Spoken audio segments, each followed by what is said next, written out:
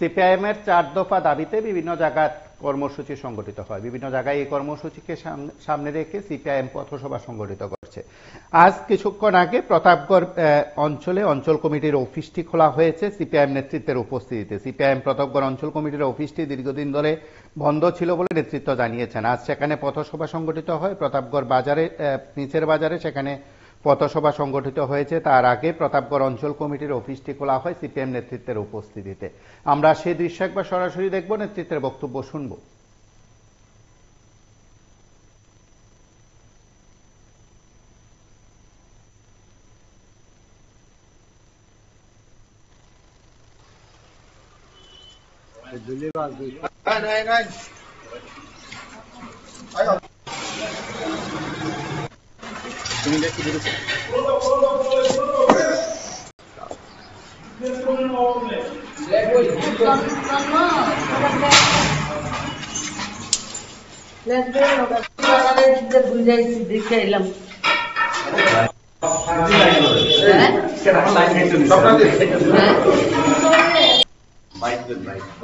আজ 19 নভেম্বর আমাদের প্রতাপগড় বিধানসভা কেন্দ্রের অন্যতম একটি local committee, Pratapgarh local committee অফিসগড় সদ্য কমরেড প্রয়াত অনিল সরকার স্মৃতি ভবন।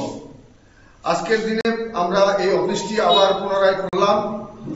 গত 23 বিধানসভা নির্বাচনের পরে এই পার্টি অফিসে পুনরায় আক্রমণ সংঘটিত হয়, ফলে দীর্ঘদিন পার্টি অফিসটা বন্ধ ছিল। আজকে 19 নভেম্বর এই প্রতাপগড় অঞ্চল এলাকায় আমরা আমাদের পার্টির সিপিআইএম কেন্দ্রীয় কমিটির যে আহ্বান, 4 দফা দাবির ভিত্তিতে যে আন্দোলন কর্মসূচি, এই আন্দোলন কর্মসূচি আমরা আজকে এখানে সংগঠিত করব। তার সঙ্গে আমাদের যে পার্টি অফিস, লোকাল কমিটির অফিস, প্রতাপগড় লোকাল কমিটির অফিস, এই অফিসটাও আমরা আজকে পুনরায় আমরা খোলার চেষ্টা করেছি এবং আমাদের নেতৃত্বরা আছেন আমাদের রাজ্য কমিটির সদস্য কমরেড স্বপ্না দত্ত, আমাদের বিধায়ক কমরেড রামু দাস, পার্টির লোকাল কমিটির সম্পাদক কমরেড বিপ্লব দেব, নারী নেত্রী কমরেড আরতি নন্দী, আমাদের বানু ঋষি দাস চর্মশিল্পীর নেতৃত্ব কমরেড করুণাদি আছেন, আরো আমাদের লোকাল কমিটির মেম্বাররা আছেন। হ্যাঁ, আমাদের বয়স্ক অভিভাবক শ্রদ্ধেয় মণিভূষণ সরকার উনিও আছেন আমাদের সঙ্গে, আমাদের কমরেডরা বন্ধুরা আছেন। আজকে আমরা আমাদের এই কর্মসূচি আমরা এখানে সংগঠিত করব এবং আগামী দিনে আমাদের এই পার্টি অফিস আমরা খোলার প্রতিদিন নিয়মিত আমরা খোলার চেষ্টা আমরা রাখবো। আপনারা শুনলেন সেখানে নেতৃত্বের বক্তব্য। তার পাশাপাশি 4 দফা দাবিতে সেখানে কর্মসূচি সংগঠিত হয়। কর্মসূচিতে মহকুমার সম্পাদক নারায়ণ দেব, বিধায়ক রামু দাস সহ অন্যান্যরা আলোচনা করেছেন। এই আয়োজনে অন্যান্যদের মধ্যে উপস্থিত ছিলেন সমর চক্রবর্তী, স্বপ্না দত্ত, বিপ্লব ভৌমিক সহ অন্যান্য নেতৃত্ব। সকলের উপস্থিতিতে সেখানে কর্মসূচি সংগঠিত হয়। আপনারা পার্টি অফিস খোলার প্রেক্ষিতে বিপদবন্ধু ঋষি দাসের বক্তব্য শুনেছেন। এখন পথসভাকে কেন্দ্র করে সিপিআইএম নেতৃত্বের কি বক্তব্য আমরা একবার শুনব। দলের সমর্থন নিয়ে দিল্লিতে তৃতীয়বারের মতো সরকার করতে পেরেছেন এবং এরা প্রথমেই সিদ্ধান্ত গ্রহণ করছে আগামী দিনে এই ভারতবর্ষে একটাই ভোট হবে,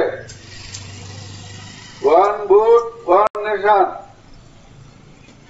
এইটার তীব্র বিরোধিতা এই দেশের বিভিন্ন রাজনৈতিক দল সহ আমরা বামপন্থীরা করছি। এটা আমাদের দেশে প্রথম হয়েছিল 52 সালে। তার পরবর্তী সময়ে এটার যে কুফল, এই এক দেশ এক ভোটের যে সমস্যা, এই সমস্যা চিহ্নিত হয়। পরবর্তী সময়ে এটা ভেঙে যায়। বিভিন্ন রাজ্যে বিভিন্ন সময়ে ভোট হয়। কোন একটা সময় দেখা গেল রাজ্য সরকারের পতন হল, যারা এমএলএ আছে অনাস্থা প্রস্তাবের মধ্য দিয়ে রাজ্য সরকারের পতন ঘটে, আর যারা বিরোধীরা আছে তাদের সংখ্যাগরিষ্ঠতার অভাব। সেই ক্ষেত্রে কিন্তু ভোট হবে না, 5 বছর অপেক্ষা করতে হবে। এইরকম আমাদের দিল্লির ভোট সহ পৌরসভা এবং পঞ্চায়েত একটাই ভোট হবে। এই সিদ্ধান্তটা এটা স্বৈর শাসনের দিকে এগোচ্ছে।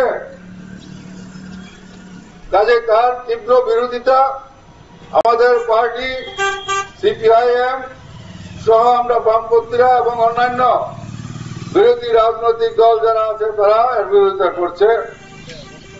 দ্বিতীয়ত, আজকে লাগামহীন আমাদের দেশে বেকার বাড়ছে, রেকর্ড পরিমাণে বেকার আমাদের দেশে আজকে।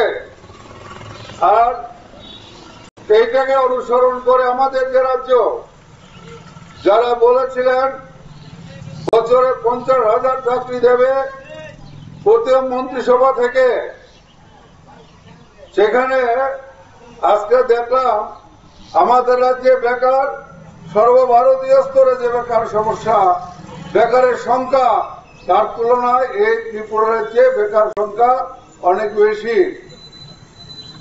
50,000 চাকরি প্রথম বছর, প্রথম সিদ্ধান্ত কোথায় গেল বলতে হবে তো।